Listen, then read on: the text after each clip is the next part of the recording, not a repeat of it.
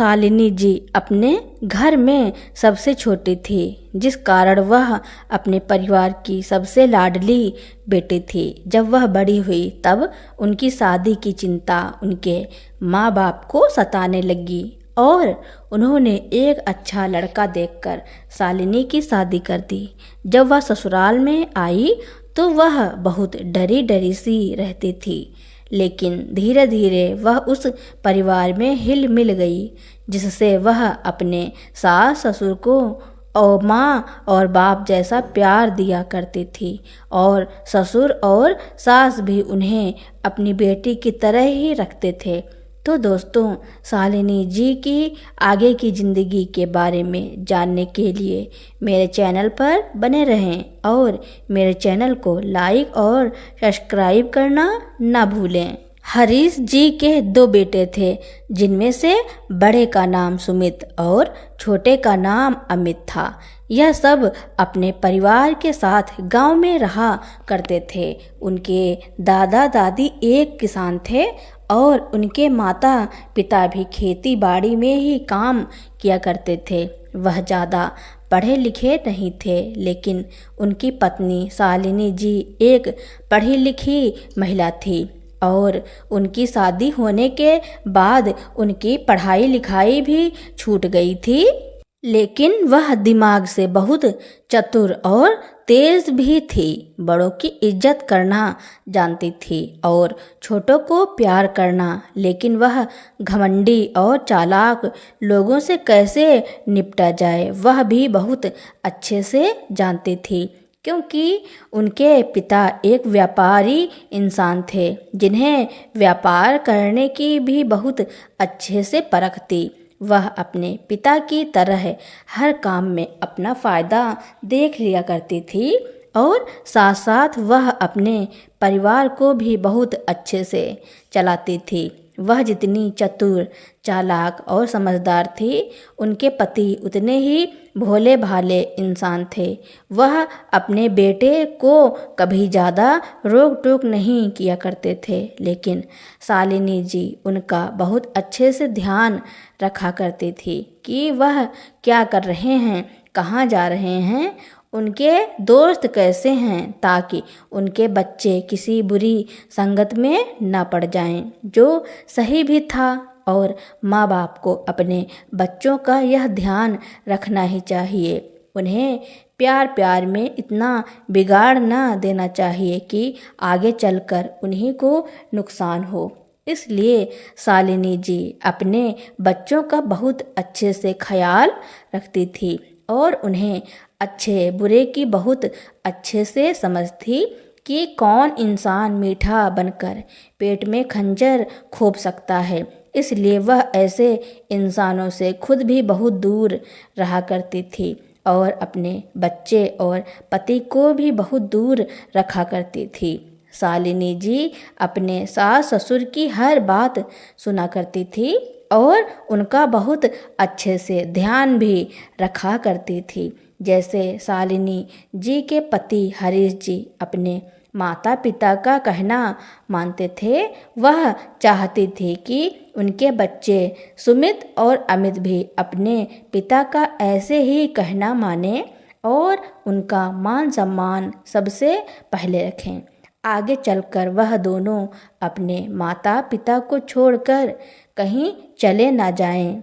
इन सब बातों का उन्हें बहुत डर रहता था, क्योंकि गांव के अधिकतर बच्चे अपने माता पिता को गांव में अकेला ही छोड़कर शहर में जाकर रहने लग जाते हैं और वहीं किसी लड़की से शादी करके अपना परिवार भी बसा लेते हैं, जिसका एक डर शालिनी जी और उनके पति के मन में बैठ सा गया था। वह सोचते थे कि कहीं हमारे बच्चे भी ऐसा कुछ ना कर लें, लेकिन वहीं दूसरी ओर वह यह भी सोचती थी कि बच्चों की परवरिश हमने बहुत अच्छे से की है और वैसे भी हम दोनों ने हर तरीके से कोशिश की है कि यह दोनों ना बिगड़ें और आगे भगवान की मर्जी, हम तो इन्हें सही रास्ता ही दिखा सकते हैं। अब उस पर चलना या ना चलना यह इन लोगों की मर्जी है और इन लोगों के ऊपर निर्भर करता है कि यह किस तरीके से अपना जीवन व्यतीत करना चाहें। उनका एक बेटा तो शहर पढ़ने के लिए चला गया और एक बेटा अपने माता पिता के साथ गांव में ही रुक गया। अपने दोनों ही बच्चों से वे बराबर प्यार करते थे, लेकिन जब शहर वाला बेटा गांव आया करता था तो वे उसे थोड़ा ज़्यादा प्यार जताया करते थे, क्योंकि वह उनके पास नहीं रहता था। और यह बात उनके छोटे बेटे को ज़्यादा पसंद नहीं थी कि माता पिता का ख्याल हमेशा मैं रखूं, उनके पास मैं रहूं। लेकिन जैसे ही भैया गांव आते हैं, मम्मी पापा उनसे इतना ज़्यादा प्यार करते हैं, इतना तो मुझे भी नहीं करते, जबकि मैं हमेशा उन्हीं के साथ रहता हूँ। ऐसे ही धीरे धीरे छोटी छोटी बातें उनके मन में बैठने लगी। उसने अपनी यह बात किसी से कही नहीं थी, जिसकी वजह से वह छोटी छोटी बातें उसके मन में बैठने लगी। और थोड़े समय बाद जब हरीश जी का बड़ा बेटा सुमित शहर से पढ़ाई करके आया और एक तरफ उनका छोटा बेटा है, यहाँ उसकी भी पढ़ाई हो ही चुकी थी, वह सोचने लगी कि अब उनके बेटे बड़े हो गए हैं तो बड़े बेटे की शादी कर दी जाए। और उन्होंने अपने बड़े बेटे के लिए लड़कियां ढूंढना भी शुरू कर दिया। एक लड़की बहुत अच्छी पढ़ी लिखी और संस्कारी थी। वह शालिनी जी को भी पसंद आई थी और उनके बेटे को भी उससे शादी की बातें चलने लगीं और उनके बड़े बेटे सुमित के लिए उस रिश्ते को पक्का कर दिया गया। वहीं दूसरी तरफ जिस इंसान ने उनके बड़े बेटे की शादी तय करवाई थी, उसने उस लड़की की छोटी बहन से उनके छोटे बेटे अमित की शादी तय करने के लिए कहा। अब हरीश जी भी अपने दोनों बेटों की शादी तो करना ही चाहते थे, लेकिन वह सोच रहे थे कि पहले बड़े बेटे की छोटे बेटे की बाद में कर देंगे। लेकिन जब उन्हें दोनों लड़कियां अच्छी खासी पढ़ी लिखी और संस्कारी मिली तो उन्होंने अपने छोटे बेटे के लिए भी हाँ कर दी और दोनों बेटों की शादी कर दी। बड़ा बेटा अपनी पत्नी को लेकर शहर जाकर रहने लगा और छोटा बेटा बेचारा अपने माँ बाप के साथ गांव में ही रह गया। वह अपने माता पिता का बहुत अच्छे से ख्याल रखा करती थी और उसकी पत्नी भी उनका ख्याल बहुत अच्छे से रखती थी। उन्हें अपने माता पिता की तरह ही रखती थी, क्योंकि वह अपनी बड़ी बहन से अलग, उसकी बड़ी बहन तो बस लोगों के सामने अच्छा बनने के लिए दूसरों के सामने दिखावा किया करती थी, दूसरों का सम्मान करने का नाटक किया करती थी। लेकिन वहीं उसकी छोटी बहन अमित की पत्नी सच में लोगों की इज्जत करना जानती थी और बड़ों का सम्मान भी बहुत अच्छे से किया करती थी। जब उन लोगों को गांव में ही रहते हुए बहुत समय हो गया, तब उनके छोटे बेटे अमित के लिए भी शहर से नौकरी के लिए खबर आई तो वह बहुत खुश हुआ और जाकर उसने अपने माता पिता से यह बात कही तो उन लोगों ने उसे जाने के लिए मना कर दिया और वह कहने लगा कि अगर तू भी अपने भाई की तरह शहर चला जाएगा तो हमारे साथ यहाँ कौन रहेगा, और वैसे भी तो यहाँ पर भी तो नौकरी कर सकता है ना तू, तेरा काम भी अच्छा चल रहा है तो तू शहर क्यों जाना चाहता है। उसको अब बहुत गुस्सा आया कि जब बड़े भैया ने शहर जाने के लिए कहा था तो आप लोगों ने उन्हें पढ़ाई करने के लिए भी बाहर भेज दिया था, लेकिन आज जब मेरी बारी आई तो आप लोगों ने मुझे झट से इनकार कर दिया। और आप चाहते हैं कि मैं कामयाब ना हो पाऊँ, इसलिए आप लोग चाहते हैं कि मैं गांव में ही रहूं। और मैं यह नहीं जानता था कि आप लोग इतने ज़्यादा स्वार्थी हैं कि अपने लालच के चलते आप मेरा भविष्य नहीं देख रहे हैं। ऐसा कहकर वह नाराज़ होकर अपने कमरे में चला गया। उसने जाकर सारी बात अपनी पत्नी से कही और वहीं शालिनी जी भी अपने बेटे और अपने पति की बातें सुन रही थी। उन्हें भी यह बात सुनकर अच्छा नहीं लगा। उन्होंने जाकर अपने पति को समझाया और उनसे कहा कि जब उनका छोटा बेटा भी कुछ करना चाहता है, आगे बढ़ना चाहता है, तो वह उसे ना रोकें और उसे भी शहर भेज दें। वहीं दूसरी तरफ अमित की पत्नी ने उसे समझाया कि अगर हम लोग भी बड़े भैया की तरह शहर चले जाएंगे तो आखिर यहाँ मम्मी पापा के पास कौन रहेगा, और वैसे भी अब वह लोग बुजुर्ग हो चले हैं तो एक बेटे को तो उनके पास रहकर उनकी सेवा करनी ही पड़ेगी। अब उसका पति अमित बोला, हाँ मैं यह सब बात समझता हूँ, पर वह एक बेटा मैं ही क्यों रहूँ। आज तक मैं अपने माता पिता की देखभाल, उनकी सेवा करने के लिए खुद ही हर चीज़ से पीछे हटा रहा, लेकिन अब बड़े भैया की बारी है। अब उन्हें गांव आकर मम्मी पापा की सेवा करनी पड़ेगी, लेकिन मैं अपने सपने से पीछे नहीं हटूंगा। मैं भी कुछ अच्छा करना चाहता हूँ, अमीर बनना चाहता हूँ, ताकि मैं भी तुम्हें सारे ऐशो आराम की ज़िंदगी दे सकूँ जैसे भैया भाभी को देते हैं। और वह उन्हें जगह जगह घुमाते हैं, तरह तरह के गहने कपड़े पहनाते हैं। मैं भी तुम्हें वही सब देना चाहता हूँ, इसके लिए मुझे बहुत पैसों की ज़रूरत होगी और मैं अपने बच्चे की ज़िंदगी भिखारी की तरह नहीं देखना चाहता। इसलिए बेहतर होगा कि तुम मुझसे इस बारे में कोई बात ना करो, मुझे इस बारे में ना समझाओ और मम्मी से बात करो कि वह हमें शहर जाने की परमिशन दे दे और तुम भी मेरे साथ शहर चलना। उसकी पत्नी ने बहुत मना किया, पर इतना मना करने पर भी अमित नहीं माना और शहर चलने के लिए कहने लगा। उसने अपने माता पिता को भी बहुत ज़्यादा नाराज़ किया और उन्हें गांव में ही छोड़कर चला गया और दूसरी तरफ अपने बड़े भाई को फ़ोन करके गांव आने के लिए कहा। बड़ा भाई जब गांव आया तो उसे पता चला कि उसका छोटा भाई अपने माता पिता को छोड़कर शहर चला गया है, तो उसे उसकी इस बात पर बहुत गुस्सा आया।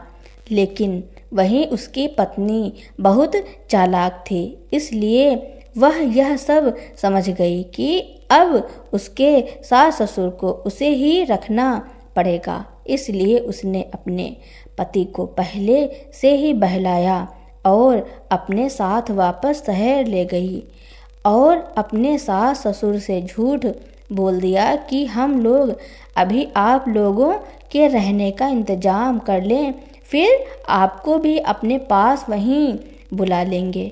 और क्योंकि हरीश जी बहुत भोले थे, वह उसकी बातों में यूं आ गए और इस तरह वह दोनों भाई अपने बूढ़े माँ बाप को छोड़कर शहर चले गए। अब हरीश जी और उनकी पत्नी यही आस लगाए बैठे रहते थे कि उनका बेटा और बहू उन्हें लेने के लिए जाने कब वापस आएंगे। वह उन्हें लेने वापस लौटे ही नहीं। वहीं शालिनी जी भी समझ गई कि उनके बेटे बहू ने उनका बेवकूफ़ बनाया है और वह उन्हें छोड़कर चले गए हैं। अब वह वापस गांव कभी नहीं आएंगे। उन्होंने फिर अपने नालायक बेटों को सबक सिखाने के लिए एक बड़ा फैसला लिया था।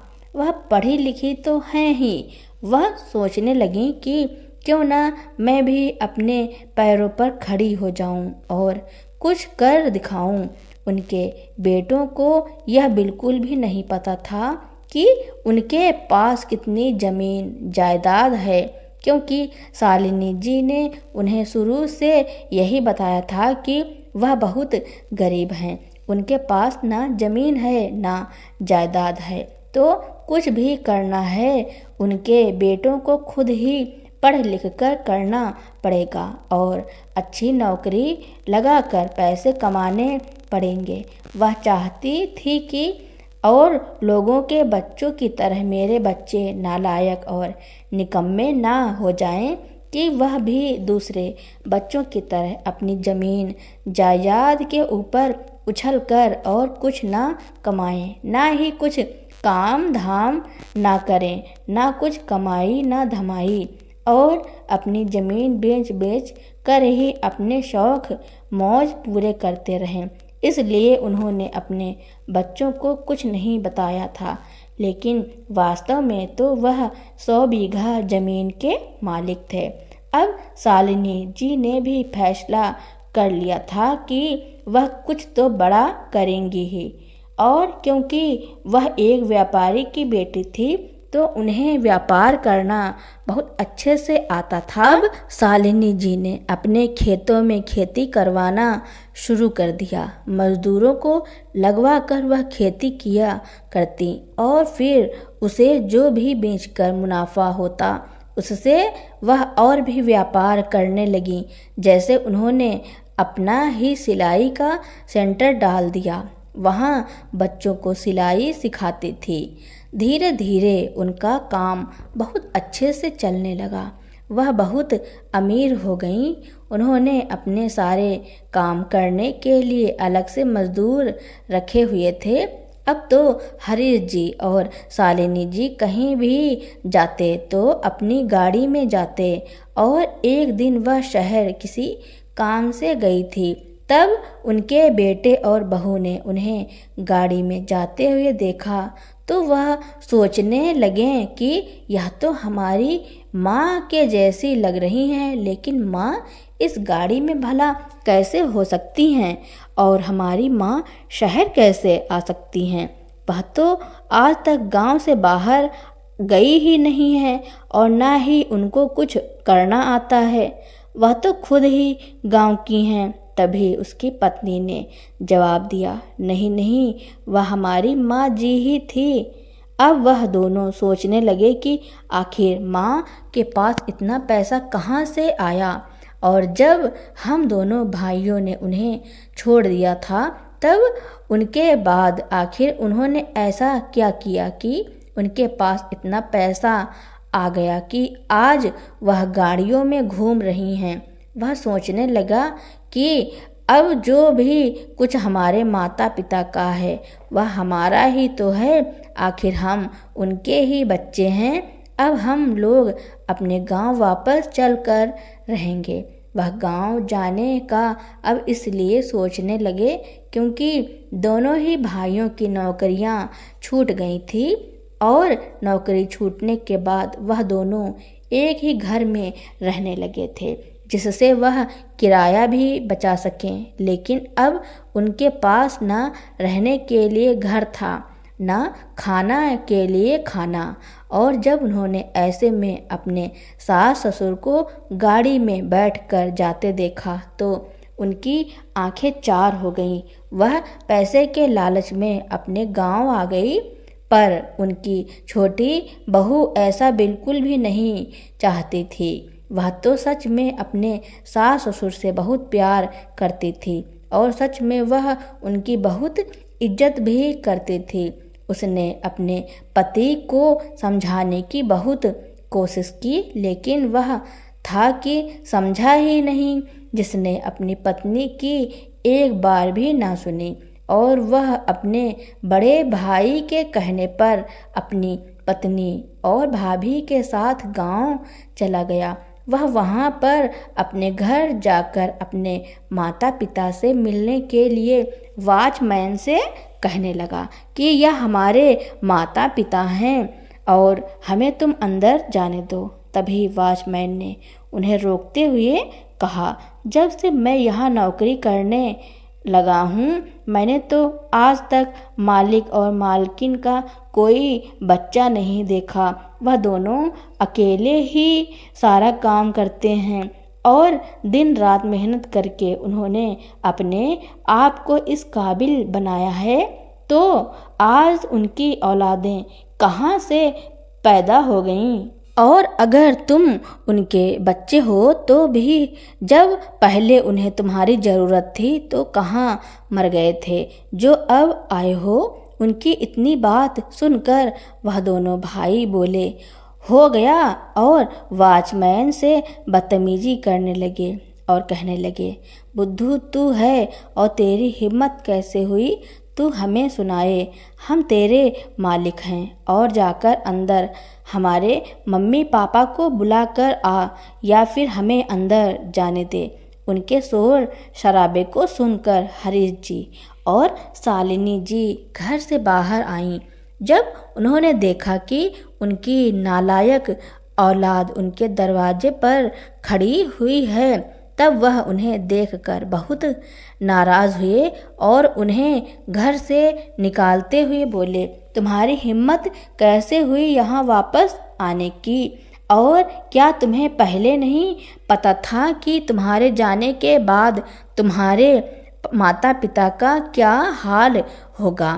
तब तो तुमने एक बार भी नहीं सोचा और अब फिर मुंह उठाकर आ गए हो। जब तुम्हारे पास कुछ नहीं बचा होगा तो तुमने सोचा कि क्यों ना फिर से गांव में चलकर ही रहा जाए और जब फिर से कुछ पैसा इकट्ठा हो जाएगा तो फिर से वापस आ जाएंगे। पर अब नहीं, अब मैं तुम जैसी नालायक औलाद को रखने से अच्छा तो कोई कुत्ता बिल्ली पाल लूं। कम से कम वह घर की चौकीदारी तो करेगा, तुम्हारी तरह तो नहीं खा पी कर अपने माँ बाप को ही भूल गए और मुड़कर नहीं देखा कि हम लोग कैसे हैं, कैसे रह रहे हैं। तुम्हारे जाने के बाद हमारा ख्याल रखने के लिए कोई है या नहीं?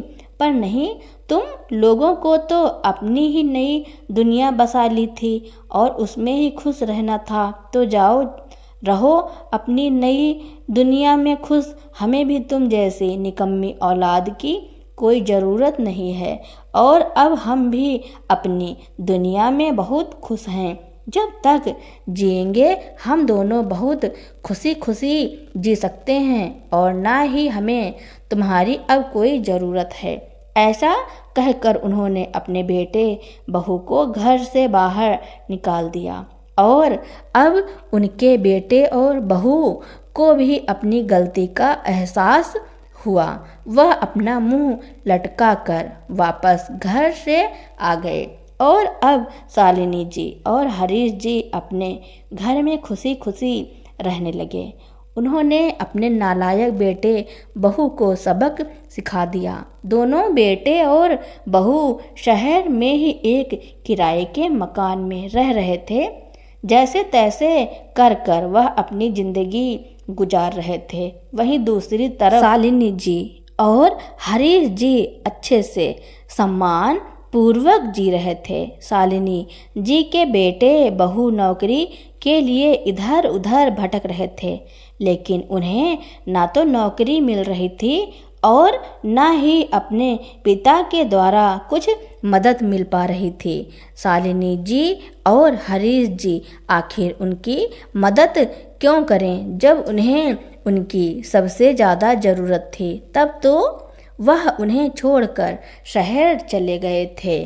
उनकी तरफ किसी ने ध्यान ही नहीं दिया था, जिस कारण उन्हें अपने जीवन को सही ढंग से चलाने के लिए बहुत कुछ करना पड़ा था और वह कामयाब भी हुए थे।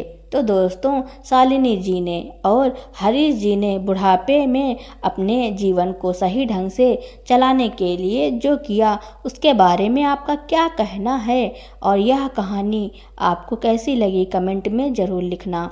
मेरी कहानी सुनने के लिए आपका बहुत बहुत धन्यवाद।